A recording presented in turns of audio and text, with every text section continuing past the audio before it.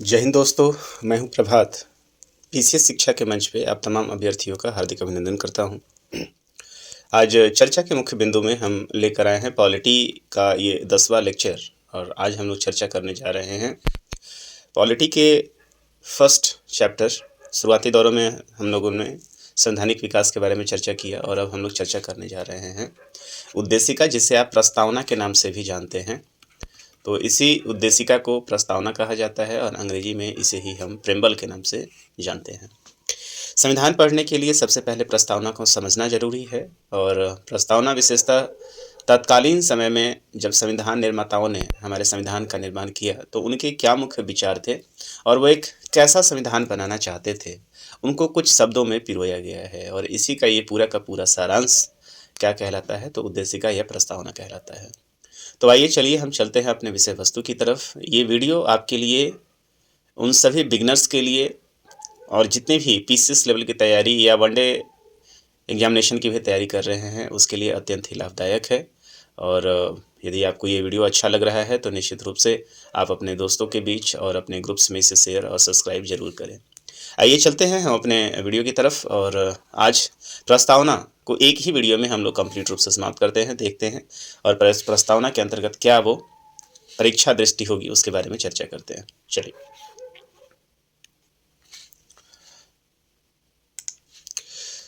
इस पूरे टॉपिक को जो हम लोग देखने वाले हैं आप चाहे पीटी दे रहे हों चाहे आप मेंस दे रहे हों, ये टॉपिक दोनों ही रिस्पेक्ट से काफ़ी महत्वपूर्ण है। तो पूरे इस टॉपिक को हम लोगों ने कुछ 5 भागों में बांटा है। सबसे पहले प्रस्तावना, इस टॉपिक के बारे में पढ़ेंगे, मतलब क्या है ये टॉपिक, क्या है प्रस्तावना, उद्देशिका कहते किसको हैं, इसकी अवधारणा कहाँ से आई, कैसे भारत में इसे इम्प्लीमेंट किया गया, उसके बारे में हम लोग चर्चा करेंगे। फिर उसके बाद इसके अंतर्गत प्रयोग किए गए शब्दों का विश्लेषण करेंगे। इसको लेकर एक वाद चलता है कि क्या प्रस्तावना संविधान का भाग है या नहीं है, इसको लेकर कई बार वाद हुआ है। उससे संबंधित विभिन्न अवधारणाओं को देखेंगे, किस वाद के अंतर्गत क्या कहा है। संविधान के प्रस्तावना को लेकर कई स्टेटमेंट्स आए हैं जिसके अंतर्गत कई विशेषज्ञों ने इसके ऊपर कई राय दी हैं, उसके बारे में भी चर्चा करेंगे। यहाँ से भी कई बार प्रश्न पूछा गया है और अंत में हम लोग निष्कर्ष की तरफ देखेंगे। यदि आप पूरे विषय वस्तु को देखेंगे तो इसके अंतर्गत ये सभी टॉपिक, प्रस्तावना के हर एक लाइन से प्रश्न आज तक पूछा गया है। तो ये काफ़ी महत्वपूर्ण टॉपिक है। आप लोग बिल्कुल अंत तक बने रहें और इस पूरे टॉपिक का आनंद उठाएं। आइए चलते हैं हम अपने प्रथम टॉपिक की तरफ। सबसे पहले समझते हैं कि आखिर उद्देशिका है क्या। उद्देशिका को ही आप अंग्रेजी में देखें तो प्रीएम्बल कहते हैं, इसको आप प्रीएम्बल के नाम से कहा जाता है। तो सबसे पहले आप देखेंगे कि प्रीएम्बल अर्थात प्रस्तावना, कोई भी किताब आप जब पढ़ रहे होते हैं तो उस किताब को पढ़ने के पहले ही पेज पे आप देखेंगे कि राइटर्स का अपना एक व्यू रहता है और उस राइटर्स में क्या कहते हैं, राइटर्स कैसे इसको इन्होंने बनाया, क्या वो बेसिकली इस अपने लेख के माध्यम से, अपने किताब के माध्यम से क्या श्रोताओं तक पहुंचाना चाहते हैं, वो सब वहाँ पे दर्ज रहता है। ठीक उसी तरीके से हमारी संविधान, जो कि एक सेट ऑफ रूल्स है जिससे हमारे देश का शासन चलता है, उसके लिए भी जिस सेट ऑफ रूल्स या किताब का निर्माण किया गया, उस समय हमारे संविधान निर्माताओं की अपने कुछ आदर्श थे जिसके अंतर्गत इस पूरे संविधान का निर्माण किया गया है। तो सामान्यतः प्रत्येक अधिनियम का आरंभ उद्देशिका से ही होता है, उसके मुख्य आदर्शों एवं आकांक्षाओं का उल्लेख करती है। तो सबसे पहले ये चीज़ है कि क्या करता है ये उद्देशिका, आखिर करती क्या है। तो उद्देशिका तत्कालीन समय में या जिन राइटरों ने इसको लिखा है, संविधान निर्माताओं ने जो बनाया है, उनके आदर्शों और आकांक्षाओं का ये दर्पण है। इस बात को आप याद रखेंगे। यदि लिखना है तो निश्चित रूप से इस चीज़ को लिखेंगे। ये 2 शब्दों का उल्लेख जरूर करें आप, आदर्श और उनके आकांक्षाओं का ये एक दर्पण है। उद्देशिका अधिनियम के लक्ष्यों एवं नीतियों को समझने में सहायक होती है। भारतीय संविधान की उद्देशिका भारतीय संविधान की उल्लेखिका संविधान निर्माताओं के विचार को जानने की एक कुंजी है। इस बात को याद रखेंगे। तो ये कीवर्ड्स हैं। तो भारतीय संविधान की जो उद्देशिका है वो संविधान निर्माताओं के विचारों को जानने की एक कुंजी है। संविधान की रचना के समय उनके रचयिता का क्या उद्देश्य था, वे किन उच्च आदर्शों के द्वारा संविधान का निर्माण करना चाहते थे, इन सभी प्रश्नों का जवाब आप उद्देशिका में जान सकते हैं।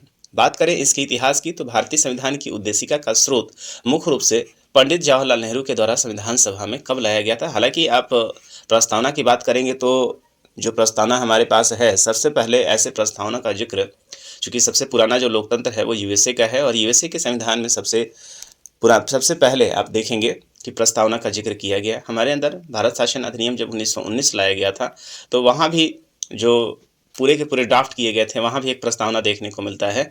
1935 के संविधान संशोधन में आपको प्रस्तावना नहीं देखने को मिलता है। तो कमोबेश ये जो प्रस्तावना है ये 1919 से भी प्रेरित है। उसके बाद अभी जो प्रस्तावना हम लोगों ने लिया है, इसके बारे में दो प्रमुख बातें हैं कि ये जो प्रस्तावना है ये यूएसए की प्रस्तावना से प्रेरित है, और इसकी जो भाषा है, जो भाषा इसमें प्रयोग किया गया है, वो भाषा ऑस्ट्रेलिया के प्रस्तावना से प्रेरित है। इस बात को आप याद रखेंगे, क्वेश्चन कई बार पूछा जा चुका है, और काफ़ी डेप्थ में जब पढ़ेंगे तो आपको इन सारी चीज़ों की जानकारी होगी। तो आइए समझते हैं। सबसे पहले तो भारत में प्रस्तावना की चर्चा कब शुरू हुई, तो आपको याद आ रहा होगा कि 9 दिसंबर 1946 को संविधान सभा की प्रथम बैठक हुई थी। 11 दिसंबर को वहाँ पे अस्थायी अध्यक्ष का चुनाव हो गया था, और 13 दिसंबर 1946 को पंडित जवाहरलाल नेहरू, जो कि उस समय अध्यक्ष हुआ करते थे, उन्होंने सबसे पहले प्रस्तावना के अवधारणा को प्रस्तुत किया था, या प्रस्तावना को पढ़ के बताया था। और इस प्रस्तावना के प्रपोजल को 22 जनवरी 1947 को एक्सेप्ट कर लिया गया था, अर्थात स्वीकृत कर लिया गया था। इस बात को याद रखेंगे कि 22, इसमें आप नोटिस करेंगे कि 13 दिसंबर को प्रस्तावना का प्रस्ताव संविधान सभा में पंडित जवाहरलाल नेहरू जी के द्वारा सबसे पहले रखा गया था, उद्देश्य प्रस्ताव, और 22 जनवरी 1947 में इसे सर्वसम्मति से स्वीकृत कर लिया गया था। अब समझते हैं उद्देश्य प्रस्ताव और ऑस्ट्रेलिया एवं यूएसए का संविधान है।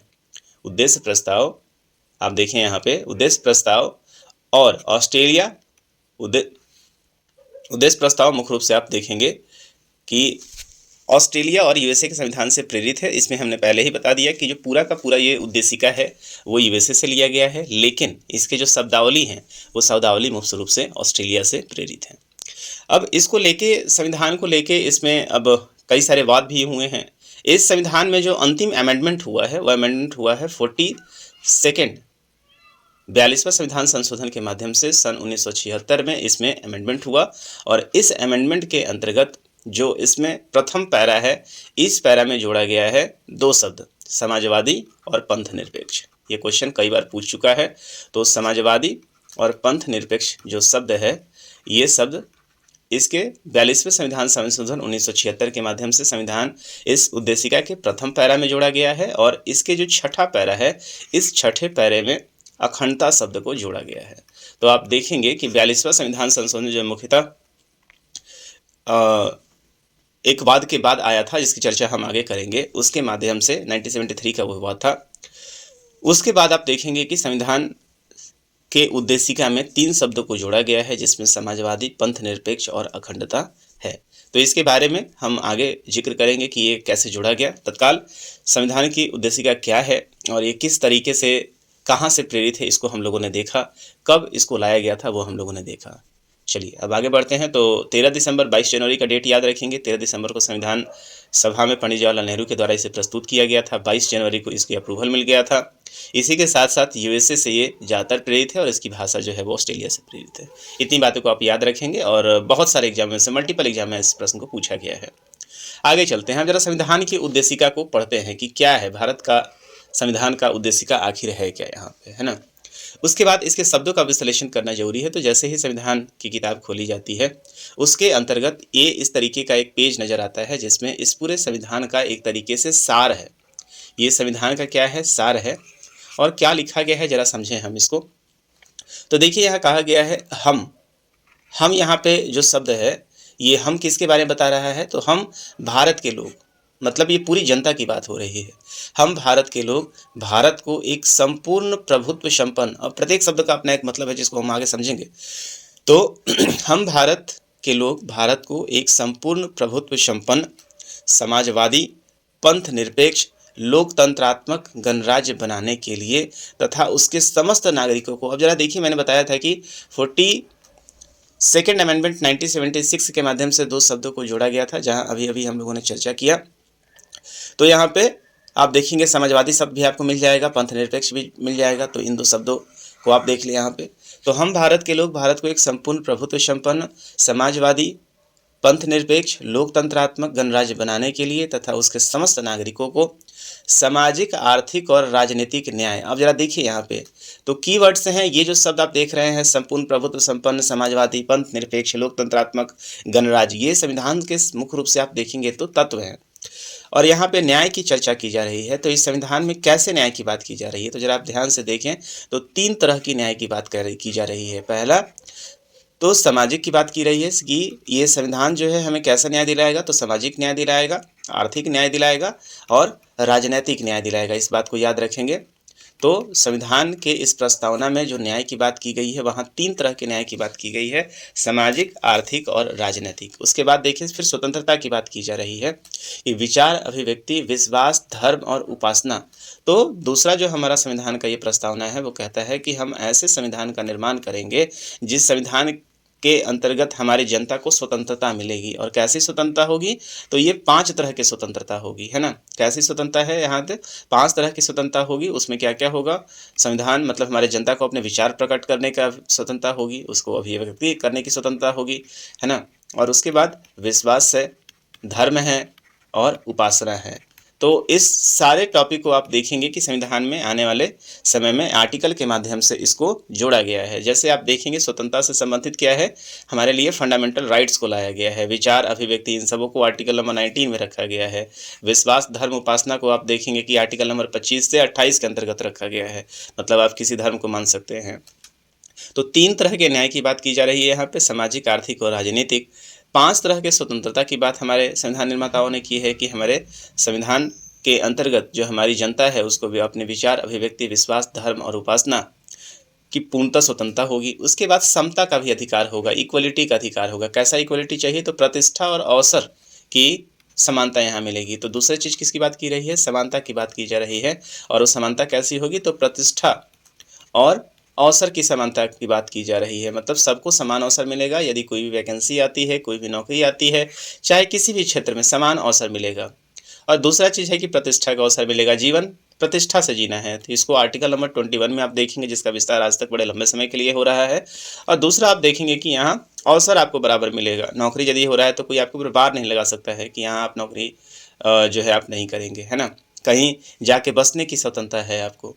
उसके बाद आप देखेंगे तो उन सब में व्यक्ति की गरिमा और राष्ट्र की एकता और अखंडता सुनिश्चित करने वाली बंधुता बढ़ाने के लिए, तो जो भी ये सब कार्यक्रम हो रहा है उसमें पूरे देश की अखंडता सर्वोपरि रहेगी और उसको सुनिश्चित करके रखना है। उसके लिए बंधुता बढ़ाने के लिए दृढ़ संकल्प होकर अपने इस संविधान सभा में आज तारीख 26 नवंबर 1949 ईस्वी मिति मार्गशीर्ष शुक्ला सप्तमी संवत 2006 विक्रमी को एतद द्वारा अर्थात हम सभी के द्वारा इस संविधान को अंगीकृत, अधिनियमित और आत्मार्पित करते हैं। तो ये और उसके नीचे सारे लोगों का संविधान सभा है। आप देखेंगे कि इसको जब 24 जनवरी 1950 को जब अंतिम संविधान सभा बैठा था वहाँ भी ये सिग्नेचर हुआ था। तो इस पूरे संविधान यदि आप देखेंगे, भारतीय संविधान की उद्देशिका को पढ़ेंगे तो इस पूरे संविधान की उद्देशिका के अंतर्गत यदि आप देखेंगे तो 4 तरह के तत्व देखने को मिलते हैं। सबसे पहला संविधान के अधिकार का ये स्रोत है। सबसे पहले क्या है ये, इस चीज़ को याद रखेंगे, परीक्षा में कई बार पूछा गया है कि जो हमारी प्रस्तावना है उसमें 4 तरह के तत्वों का उल्लेख है। पहला क्या है, तो संविधान के अधिकार का ये स्रोत है, आपको जो भी अधिकार दिए गए हैं उसका ये स्रोत है। दूसरा चीज़ आप देखेंगे कि भारत की प्रकृति कैसी होगी, इसके बारे में जिक्र किया गया है कि भारत जो होगा एक कैसा देश होगा, तो उसके बारे में इसके पहले पैरा में ही बता दिया गया है कि भारत एक संपूर्ण प्रभुत्व संपन्न देश है, एक समाजवादी देश होगा, एक पंथ निरपेक्ष देश होगा, एक लोकतंत्रात्मक गणराज्य होगा, लोकतंत्रात्मक और गणराज्य होगा। तो ये इसके प्रकृति के बारे में बताता है। इसके शब्दों की व्याख्या हम लोग आगे करेंगे। तीसरा चीज़ है संविधान का उद्देश्य क्या है, तो ये पूरा जो आप पैरा आप देख रहे हैं, पैरा नंबर 2 जो आप देख रहे हैं, 2nd, 3rd, 4th, 5, 6, तो ये पैरा नंबर 2nd, 3rd और 4th आप देखेंगे, ये पूरा संविधान के क्या बताता है, संविधान के प्रकृति के बारे में बताता है, ये आपको उद्देश्य के बारे में बताता है। ये कहता है कि हम कैसा न्याय देना चाहते हैं, हम कैसी स्वतंत्रता देना चाहते हैं, समता क्या है हमारे पास, कैसी इक्वलिटी हम देंगे और साथ साथ एकता बनाए रखेंगे। चूंकि भारत विविधताओं का देश है तो यहाँ एकता बनाना जरूरी है ना। इसीलिए जो देश जो है हमारा एक फेडरेशन है, संघों का राज्य है, आप इसे किसी राज्य को अलग होने का कोई अधिकार नहीं है।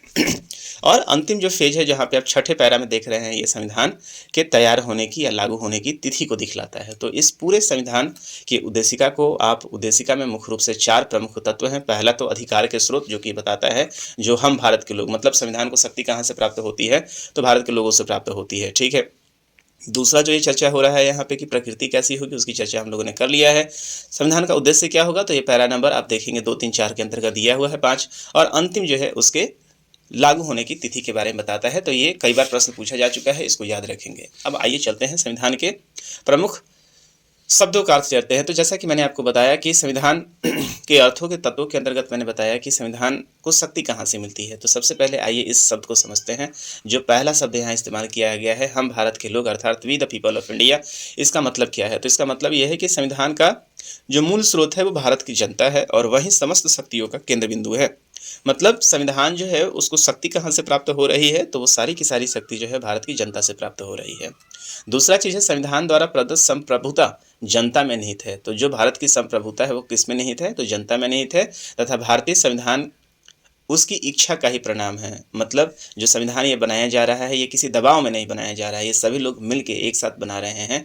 इसमें हमारे समाज के सभी वर्गों का प्रतिनिधित्व है। इसके बारे में हमने जो संविधान निर्माण की एक पूरा जो वीडियो बना है, आप उसको जाके पीछे देख सकते हैं।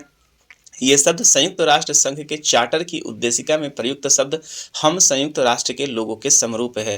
तो आप देखेंगे कि यूएन का जो चार्टर बना हुआ है, उस चार्टर के अंतर्गत, जो कि 1945 में बनकर तैयार हो गया था, उस चार्टर के भी प्रस्तावना का जो पहला लोग है, हम संयुक्त राष्ट्र के लोग। ठीक उसी तरीके से हमारा जब संविधान बना है तो हम भारत के लोग हैं। आपको पहले ही हम लोग चर्चा कर चुके हैं कि संविधान बनाने के लिए 60 से ज़्यादा देशों के संविधान का अवलोकन किया गया था। उसके बाद हमारा संविधान बनाया गया है। इसलिए कई विद्वान इसको संविधान उधार का संविधान भी कहते हैं। ठीक है। तो चलिए, तो पहला जो फेज था, इसमें हम लोगों ने देखा कि भारत में हम भारत के लोग, मतलब संविधान जो हमारा बना है उसका स्रोत क्या है, उसकी शक्ति क्या है। चलिए दूसरे शब्द की तरफ चलते हैं हम लोग। अब यहाँ चर्चा किया गया है कि भारत की प्रकृति कैसी होगी, है ना। तो पहले हमने देखा कि भारत को शक्ति कहाँ से मिल रही है, तो जनता से मिल रही है। दूसरी चीज़ है कि भारत की प्रकृति कैसी होगी। तो भाई भारत जो है हमारा एक संपूर्ण प्रभुत्व संपन्न देश है। संपूर्ण प्रभुत्व संपन्न मतलब एक सॉवरेन कंट्री है।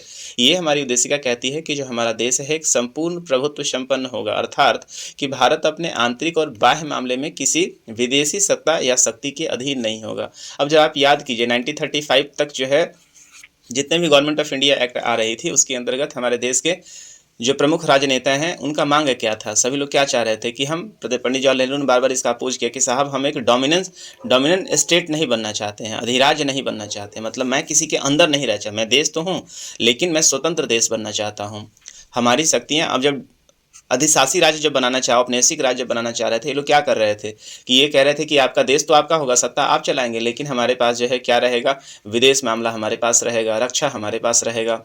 तो आप जब ये 2 चीज़ें आपके पास रहेंगी तो आप अपने मन से डिसीजन ले ही नहीं सकते हैं, है ना। जो अगला कहेगा वहीं आपको मानना पड़ेगा। तो इस संदर्भ में आप देखेंगे कि भारत को कहा गया है कि भारत अपने आंतरिक और बाह्य मामले में किसी विदेशी सत्ता या शक्ति के अधीन नहीं है। वो अपनी आंतरिक एवं बाह्य विदेशी नीति खुद निर्धारित करने के लिए स्वतंत्र है तथा राष्ट्र के साथ मित्रता एवं संधि करने के लिए वो पूर्ण रूप से स्वतंत्र है।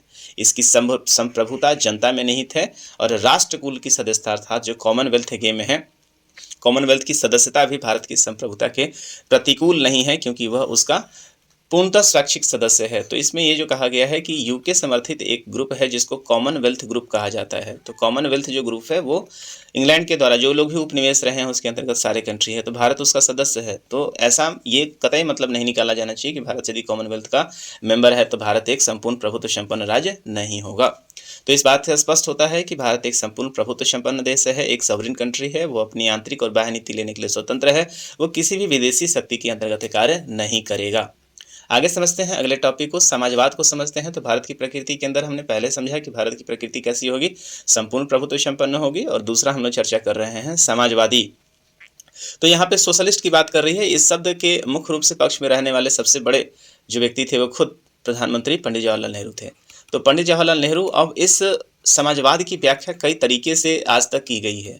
तो भारत में किस तरह के समाजवाद को अपनाया गया है, इस बात को समझना जरूरी है। अब समाजवाद की आप बात करेंगे, सोशलिज्म की आप बात करेंगे, तो सोशलिज्म चाइना में भी है, सोशलिज्म को आप देखेंगे तो रसिया में भी है, लेकिन आप देखेंगे कि यहाँ पे दोनों जगह क्या है, एक ही, मतलब एक तरीके से डिक्टेटर की तरह सरकार चलती है। वहाँ पे जनता का बहुत ज़्यादा जो है वो अस्तित्व नहीं रहता है, वहाँ पे राज्य का जो है अपर हैंड होता है। लेकिन भारत के समाजवाद को आप देखेंगे तो कैसा समाजवाद है, और इस समाजवाद शब्द को आप देखेंगे कि 42nd अमेंडमेंट 1976 के माध्यम से जोड़ा गया था। पहले समाजवाद शब्द का इसमें जिक्र नहीं था, तो उद्देशिका में समाजवादी सोशलिस्ट को जोड़ा गया और उसके अंतर्गत कहा गया है कि भारत का जो समाजवाद होगा वो लोकतांत्रिक समाजवाद होगा। और ये लोकतांत्रिक समाजवाद की जो चर्चा है खुद पंडित जवाहरलाल नेहरू ने की थी और उन्हीं की अवधारणा पर ये आधारित भी होगा।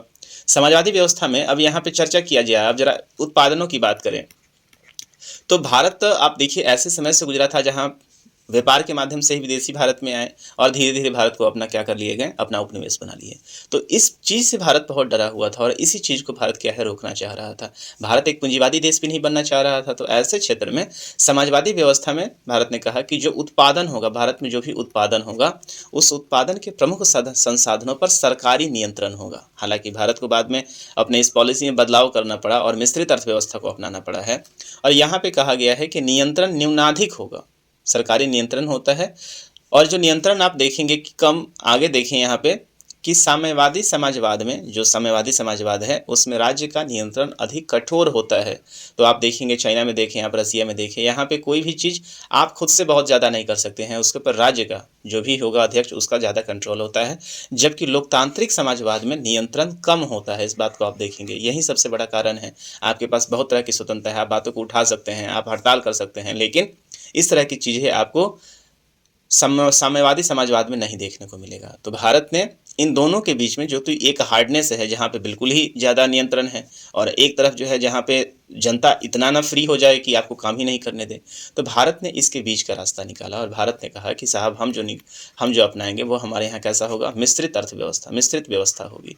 मतलब कि 50-50 का चांस रहेगा। मतलब सरकार भी अपना कुछ हद तक अधिकार रखेगी और जनता भी अधिकार रखेगी, और एक मध्यम मार्गी, भारत शुरुआती दौर से ही मध्यम मार्गी रहा है। तो यहाँ भी भारत ने कहा कि मैं मिश्रित अर्थव्यवस्था को अपनाऊंगा, और भारत ने बीच का रास्ता करके मिश्रित अर्थव्यवस्था को अपना लिया। और संविधान के आर्टिकल्स में आप देखेंगे, जैसे मैंने आपको बताया था पीछे की 3 तरह के न्याय की बात की गई है।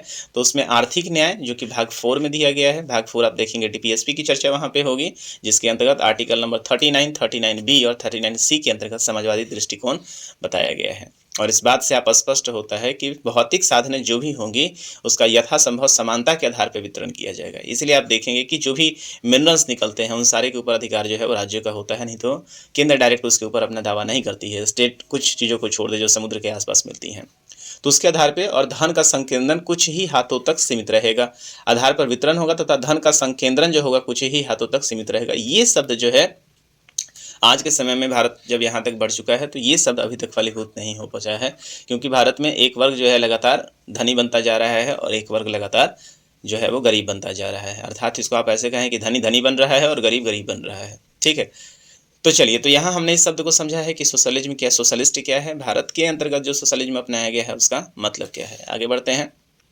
तीसरा शब्द है यहाँ पे बताया गया है पंथ निरपेक्ष। इसको भी 42nd अमेंडमेंट 1976 के माध्यम से जोड़ा गया है। और पंथ निरपेक्ष अर्थात भारत जो है वो सेकुलर कंट्री है। राज्य से यहाँ कहने का मतलब यह है कि राज्य से तात्पर्य ऐसे राज्य की है जो किसी धर्म विशेष को राज धर्म के रूप में मान्यता प्रदान नहीं करता है। तो भारत में कहीं भी ये नहीं लिखा हुआ है कि भारत एक हिंदू राष्ट्र है, जबकि आप पढ़ेंगे नेपाल को आप देखेंगे तो नेपाल ने बाकायदा घोषित किया हुआ है कि नेपाल एक हिंदू राष्ट्र है, जबकि पाकिस्तान एक मुस्लिम राष्ट्र है, टर्की एक मुस्लिम राष्ट्र है, गल्फ कंट्री एक मुस्लिम राष्ट्र है। इन लोगों ने अपने प्रस्तावना में इस बात को स्पेसिफाई किया है कि हम पर्टिकुलर धर्म के आधार पर अपने राज्य को बांटते हैं, लेकिन भारत ने कभी ऐसा नहीं कहा है। कारण यह है कि भारत विविधताओं का देश है और भारत में सभी धर्म के लोग जो हैं आज के संबंध में रह रहे हैं। इसीलिए भारत ने अपने आप को सेकुलर रखा है। सेकुलर कहने का मतलब पंथ निरपेक्ष है। भारत का अपना कोई पंथ नहीं है, या यूं कहें कि भारत का अपना सारा पंथ है।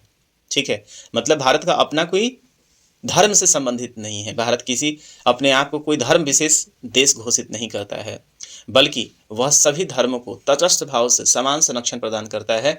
और राज्य में धर्म एक व्यक्तित्व विषय माना जाता है। इस बात को समझ लें कि धर्म जो है वो किसी एक व्यक्ति से संबंधित है, न कि धर्म किसी देश से संबंधित है। यहाँ जितने भी देश में हमारे लोग रह रहे हैं वो अपने अपने धर्म को प्रैक्टिस कर सकते हैं, वो अपने अपने धर्मों को मान सकते हैं, चाहे वो हिंदी हो, चाहे वो मुस्लिम हो, चाहे वो ईसाई हो, सभी अपने अपने धर्मों को मानने के लिए स्वतंत्र हैं। लेकिन देश का अपना कोई धर्म नहीं होगा। देश का या तो सारा ही धर्म है या देश का अपना कोई धर्म नहीं है। मतलब भारत को यदि ये कोई कहता है कि भारत एक हिंदू राष्ट्र है, भारत एक मुस्लिम राष्ट्र है, भारत एक ईसाई राष्ट्र है, ऐसा कुछ भी नहीं है। भारत एक धर्म अर्थात पंथ निरपेक्ष देश है, राज्य है। अच्छा, कहीं कहीं आपको ये धर्मनिरपेक्ष भी मिलेगा, तो बहुत ज़्यादा का इसमें अंतर नहीं है। पंथ धर्म का भी आप देखेंगे कि माइन्यूट साइज है, इसलिए यहाँ पंथ शब्द का इस्तेमाल किया गया है।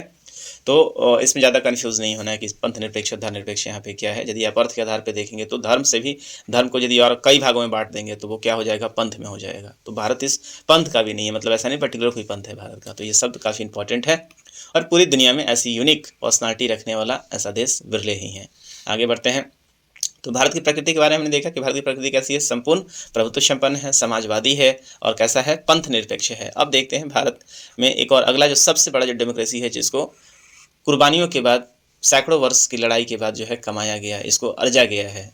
इस डेमोक्रेसी के लिए सैकड़ों वर्षों तक संघर्ष चलता रहा। तो लोकतंत्र से तात्पर्य ये है कि लोगों का तंत्र है। ये कैसा तंत्र है, मतलब यहाँ जो शासन व्यवस्था होगी वो कैसा होगा, लोगों का होगा, लोगों के द्वारा चुनाव किया जाएगा, जनता का यहाँ शासन होगा। तो अब्राहम लिंकन यूएसए के प्रेसिडेंट ने इसके बारे में कहा था सबसे पहले कि जनता का कैसा होगा, democracy is the government of the people, for the people and by the people. मतलब कि जो डेमोक्रेसी होती है कैसा होता है, जनता का होता है, जनता के लिए होता है और जनता द्वारा ही शासित होता है।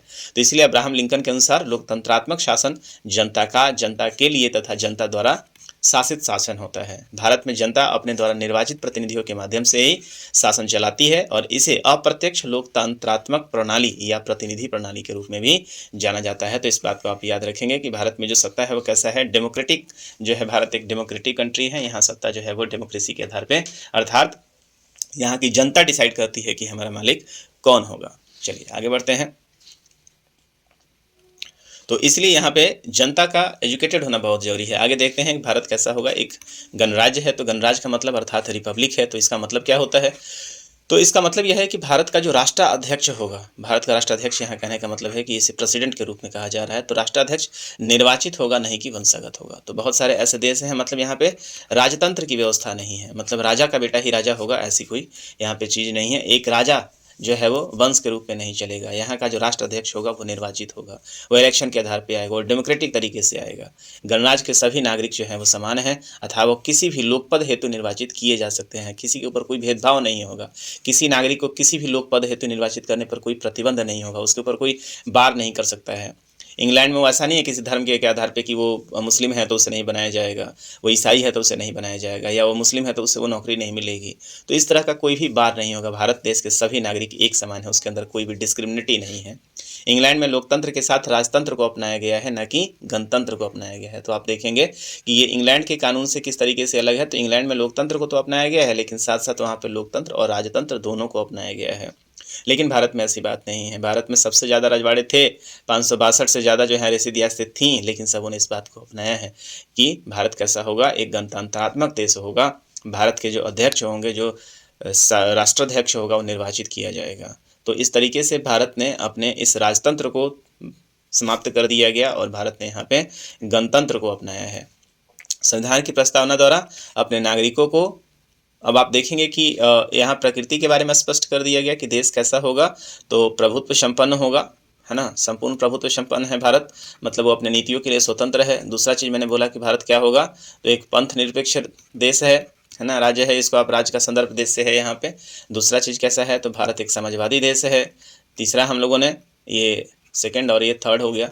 फोर्थ जो है हम लोगों ने देखा यहाँ पे कि भारत कैसा है, एक गणराज्य होगा, है ना, और कैसा गणराज्य है, तो लोकतंत्रात्मक गणराज्य होगा। तो ये जो है ये भारत की प्रकृति है। इस बात को आप याद रखेंगे कि भारत कैसा है, कि एक लोकतांत्रिक देश है, एक गणराज्य है। तो ये भारत की क्या है, प्रकृति हो गई। और इसके अंतर्गत 3 तरह के न्याय की बात की गई, सामाजिक, आर्थिक और राजनीतिक बात की गई। 5 तरह के स्वतंत्रता की बात की गई है ना। जो आप देखें यहाँ पे जस्टिस जो है 3 प्रकार की है, स्वतंत्रता जो है वो 5 प्रकार की है। समानता भी, प्रतिष्ठा और अवसर की समानता यहाँ पे बात की गई है, 2 तरह की। तो चलिए यहाँ से आगे बढ़ते हैं।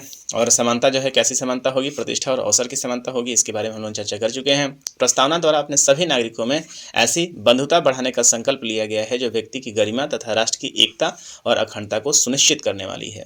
तो यहाँ जो भी काम किया जाएगा इस बात को देखकर किया जाएगा कि भारत की राष्ट्र की एकता और अखंडता जो है वो सुनिश्चित हो। तो राष्ट्र की एकता और अखंडता शब्द को भी 42nd अमेंडमेंट 1976 के द्वारा आप देखेंगे कि अपनाया गया था। तो इस बात को आप याद रखेंगे। और अंत में ये बताया गया है कि हमारे संविधान को कब अपनाया गया है। तो ये जो इसका मुख्य तत्व है, किस डेट को इसे लागू किया गया, तो 26 नवंबर 1949 को हमारे संविधान को लागू किया गया है और इसे हमारे संविधान सभा के द्वारा अपनाया गया है। इस बात को भी याद कीजिएगा। और संविधान सभा जो है वो पूरे देश से चुनकर आए थे, तो उन सबों का यहाँ पे नाम है। तो याद कीजिएगा, संविधान सभा अंततः 26 नवंबर 1949 को संविधान बनकर तैयार होता है। 2 वर्ष 11 महीने और 18 दिनों के बाद, और 26 नवंबर 1949 को ये संविधान तैयार हो जाता है। और यही कारण है कि 26 नवंबर को आज हमारे देश में क्या है कि विधि या इसी दिन संविधान दिवस के रूप में मनाया जाता है। इस बात को आप याद रखेंगे। चलिए यहाँ से आगे बढ़ते हैं। और इसके बारे में अभी कई तरह की चर्चाएं आई हुई हैं कि क्या संविधान या जो ये प्रस्तावना है या उद्देशिका है वो संविधान का भाग है या नहीं है। तो इसके लेके कई तरह के वाद हुए हैं, कई बार इस पर चर्चा की गई है, लेकिन 2-3 बात जो है वो आपको याद रखना चाहिए। वो पहला याद जो है कि इसको कहते हैं इन रू बेरुवारी वाद। आप कहें 1960 में 1960 में एक बेरुवारी वाद था, जिसके अंतर्गत उच्चतम न्यायालय अर्थात सुप्रीम कोर्ट ने यह डिसीजन दिया था कि उद्देशिका जो है वो संविधान का प्रेरणा स्रोत भले ही है, किंतु ये संविधान का अंग नहीं है। तो आप इसको याद रह सकते हैं कि 1976 जो है वो बेरुबारी जो वाद था, उसके अंतर्गत ये बताया गया कि संविधान से प्रेरणा ले सकता है, लेकिन संविधान का ये अंग नहीं है, और इसके न रहने से इसके मूल उद्देश्यों पर कोई भी प्रभाव नहीं पड़ता है। जबकि यहाँ पे आप देखेंगे कि संविधान की भाषा संदिग्ध या अस्पष्ट है, वहाँ उद्देशिका संविधान निर्माताओं के आशाओं को समझने में सहायक है, और यह संविधान निर्माताओं के विचारों को जानने की कुंजी है। ये बात कहाँ कहा गया, 1960 में कहा गया और बेरुवारी बाद में कहा गया, लेकिन अपने इस डिसीजन को सुप्रीम कोर्ट ने वापस में फिर से पलट दिया गया। और पलट दिया गया कब, तो 1973 में आप देखेंगे केशवानंद भारतीवाद में इस बात को पलटा गया, और संविधान ने अपने पूर्व के निर्णय को पलटते हुए कहा कि नहीं साहब, संविधान की जो उद्देशिका है वो संविधान का भाग है, और संविधान में उसका वही स्थान है जो अन्य उपबंधों का है, जो आर्टिकल्स का है, वो सारी चीज़ें हैं। उद्देशिका में संशोधनों अर्थात मूलभूत ढांचों के अलावा किया जा सकता है। मतलब अब उद्देशिका में भी आप संशोधन कर सकते हैं। संविधान के निर्वचन में उद्देशिका का बहुत ही बड़ा महत्व है, और उद्देशिका न्याय योग्य नहीं है, अर्थात इसके आधार पे कोई निर्णय नहीं लिया जा सकता है। मतलब कि जो उद्देशिका है एक मार्गदर्शक का काम कर सकता है, यहाँ पे ये वाद योग्य नहीं है। इसको आप जाके सुप्रीम कोर्ट में या कहीं भी जो है वो चैलेंज नहीं करेंगे, ये तो होना ही नहीं चाहिए। और इसी चीज़ के कारण आप देखेंगे 1973 के इसी निर्णय के बाद आप देखेंगे कि प्रस्तावना के अंतर्गत 3 शब्दों को जोड़ दिया गया, जहाँ पे समाजवादी और पंथ निरपेक्ष को जोड़ा गया प्रथम पैरा में, और छठे पैरा में आप देखिएगा कि अखंडता शब्द को यहाँ पे जोड़ा गया है। और कब जोड़ा गया था, तो 1976 में जोड़ा गया था। तो याद रखेंगे 1960 का जो वाद है, जहाँ बेरुबारी वाद है, वहाँ पे बताया गया था कि संविधान की उद्देशिका जो है वो संविधान का भाग नहीं है। जबकि 1973 का जो केशवानंद भारतीवाद रहा, उसने कहा कि नहीं, संविधान जो है वो जो हमारा ये है वो उद्देशिका जो है संविधान का ही भाग है। फिर अंत में आप देखेंगे कि जस्टिस रामास्वामी ने अपने पूर्व के निर्णय को खारिज कर दिया। ये बम्बई बात था 1993 में। उन्होंने कहा था कि प्रस्तावना संविधान का अभिन्न अंग है, और सरकार का प्रजातांत्रिक स्वरूप, संघीय संरचना, राष्ट्रीय एकता, अखंडता, धर्मनिरपेक्षता, समाजवादी स्वरूप, सामाजिक न्याय और न्यायिक पुनर्लोकन भी इसके मौलिक संरचना में शामिल है। तो अत्यंत महत्वपूर्ण डिसीजन दिया गया है, इस बात को आप याद रखेंगे।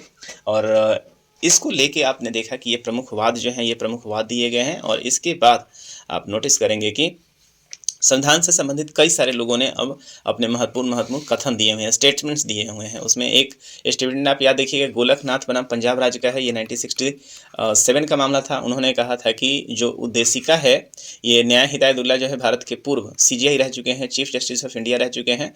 उन्होंने कहा कि जो उद्देशिका है वो संविधान की मूल आत्मा है। मूल आत्मा को लेकर आप देखेंगे एक और स्टेटमेंट डॉक्टर भीमराव अम्बेडकर के द्वारा दिया गया है। तो उन्होंने कहा था कि आर्टिकल नंबर 32 जो है, जो कि फंडामेंटल राइट्स के अंदर आता है, वो संविधान की प्रमुख आत्मा है। तो इस चीज़ को याद रखेंगे। और इसके अलावा एक और संविधान निर्माता हमारे के.एस. मुंशी साहब ने कहा था कि संविधान जो है वो कैसा है, हमारा उद्देशिका जो है वो राजनीतिक जनपत्री है, अर्थात पॉलिटिकल होरोस्कोप की संज्ञा उन्होंने दी है। सुभाष कश्यप साहब ने इसी चीज़ को रेखांकित करते हुए कहा है कि संविधान शरीर है तो उद्देशिका उसकी आत्मा है, उद्देशिका आधारशिला है तो संविधान उस पर खड़ी अट्टालिका है। और उद्देशिका में प्रमुख शब्दों को उन्होंने बाद में बताया भी था। तो आप देखेंगे कि जितने जितने हमारे पास विद्वान रहे हैं, उन सभी ने अपना अपना जो है वो तर्क दिया हुआ है, स्टेटमेंट्स दिए हुए हैं। तो इस टॉपिक में आपने देखा कि मुख्य रूप से उद्देशिका क्या था, क्या उसका निहितार्थ है, कितने उसके तत्व हैं, शब्दों का आशय क्या है, इसको लेके संविधान भाग है या नहीं है, कई तरह के विवाद हो चुके हैं, है ना। अंततः ये मान लिया गया कि संविधान जो उद्देशिका है वो हमारे संविधान का भाग है। अंत में निष्कर्ष में ये कहा जा सकता है कि भारतीय संविधान की प्रस्तावना में जिन उद्देश्य और आदर्शों को अंतर्निष्ठ किया गया है उसकी व्याख्या के आधार पर ही मूल अधिकार, डीपीएसपी, मौलिक कर्तव्य, सारी चीज़ों को जोड़ा गया।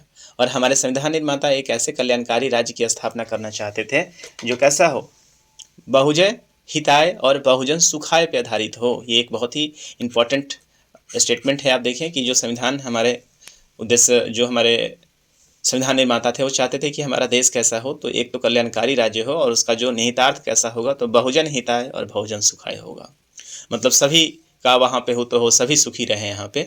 और संविधान की प्रस्तावना उसका अभिन्न अंग है। इसके बारे में हम लोगों ने चर्चा किया और ये उपयोगी है। इसका जब जब कोई डिसीजन होगा तो उस संविधान के उद्देश्यों का उल्लंघन नहीं होना चाहिए किसी भी सूरत में। एक मार्गदर्शक के रूप में इसका प्रयोग करना है और उसका योग संविधान के अस्पष्ट उपबंधों में निर्वचन में किया जा सकता है। जहाँ पे आप देखें कई सारे, जैसे आर्टिकल 21 में लगातार इसका प्रयोग किया जाता है। आप सुप्रीम कोर्ट के कई सारे डिसीजन में इसका प्रयोग देखेंगे। संविधान के स्पष्ट प्रावधानों को भी रद्द नहीं कर सकती है संविधान के स्पष्ट प्रावधानों, किंतु ये संविधान के स्पष्ट प्रावधानों को रद्द नहीं करेगी और ना ही न्यायालय द्वारा प्रवर्तित कराई जा सकती है। और इसका संशोधन किया जा सकता है किंतु इसके भाग का नहीं, जो संविधान के आधारभूत ढांचा, बेसिक स्ट्रक्चर पे है। कहने का मतलब यह है कि आप संविधान में अमेंडमेंट तो कर सकते हैं लेकिन आप किसी भी सूरत में इसके जो बेसिक स्ट्रक्चर है इस पे चोट नहीं पहुंचाएंगे। तो ये बेसिक स्ट्रक्चर क्या है, इसके बारे में एक वीडियो में हम लोग समझेंगे। तो तत्काल हम लोग यहाँ तक देख चुके हैं कि संविधान की उद्देशिका क्या है। हमें उम्मीद है कि आप इस टॉपिक के बारे में काफ़ी सारी जानकारी मिली होगी। और यदि आपको लगता है कि ये टॉपिक आपको अच्छा लगा है तो आप निश्चित रूप से सब्सक्राइब और इसको शेयर करके हमारा भी उत्साह बढ़ाते रहें।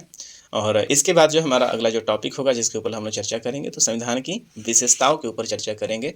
एक थोड़ा लंबा चैप्टर है और उसके बाद हम लोग लास्ट में देखेंगे कि किस तरह के प्रश्न अभी तक PYQ में पूछे गए हैं। तो इसी के साथ इस वीडियो में इतना ही और यहाँ से हमें दीजिए इजाज़त। और लगातार वीडियो को शेयर करते रहिए और पढ़ाई को जारी रखे रहिए ताकि जल्दी से जल्दी आप सभी को सफलता मिले। तब तक के लिए जय हिंद।